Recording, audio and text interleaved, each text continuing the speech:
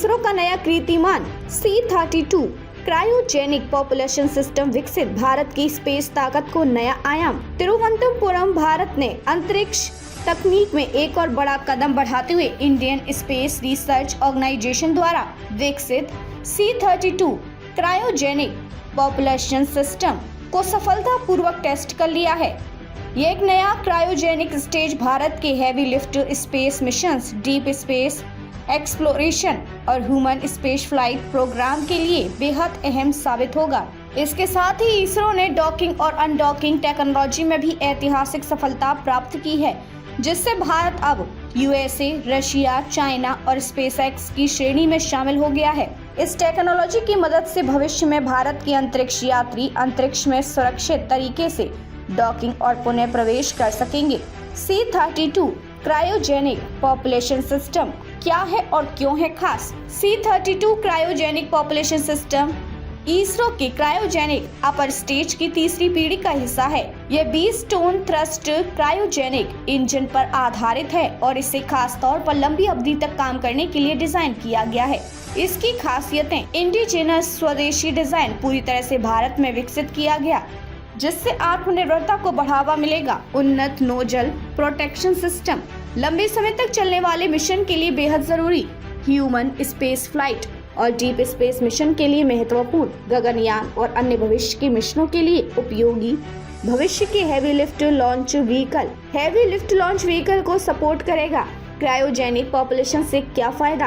Cryogenic engine किसी भी space mission में सबसे ज्यादा ताकत देने वाला इंजन होता है, जो लिक्विड हाइड्रोजन और लिक्विड ऑक्सीजन जैसे फ्यूल पर काम करता है।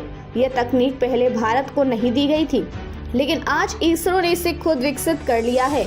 ISRO chairman doctor V Narayan ने कहा, पहले क्रायोजेनिक पॉपुलेशन टेक्नोलॉजी हमें देने से इनकार कर दिया गया था, लेकिन आज हमने खुद 3 अलग अलग क्रायोजेनिक स्टेज विकसित कर दिए हैं, जिनमें C-32 भी शामिल है। यह दिखाता है कि भारत अंतरिक्ष अन्वेषण में नई सीमाओं को पार करने की क्षमता रखता है।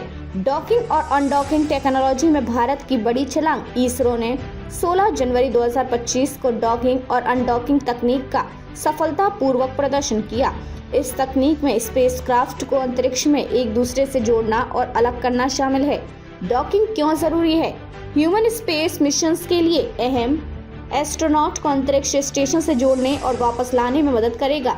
लूनर और मार्स मिशन में उपयोगी। भविष्य में चंद्रमा और मंगल पर जाने वाले मिशनों में मॉड्यूल को जोड़ने की जरूरत होगी। स्पेसएक्स और नासा जैसी एजेंसियों की बराबरी करने की दिशा में बड़ा कदम। कैसे हुआ परीक्षण? इस मिशन से पहले इसरो ने 125 सिमुलेशन किए थे, ताकि वास्तविक परीक्षण में कोई चूक न हो।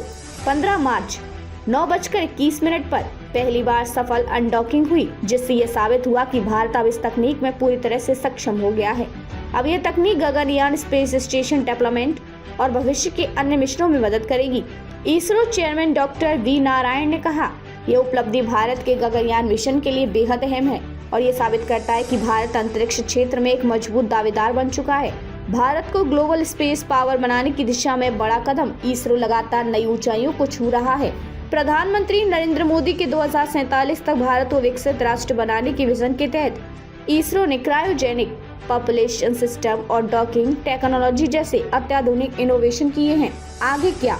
Gaganyaan mission 2025, retrievable launch vehicle Chandrayaan 4 और Mars mission, India's own space station 2035 तक। भारत की यह नई उपलब्धि न केवल देश के अंतरिक्ष अभियानों के लिए जरूरी होगी, बल्कि ग्लोबल स्पेस लीडरशिप की ओर से भी तेजी से आगे बढ़ाएगी।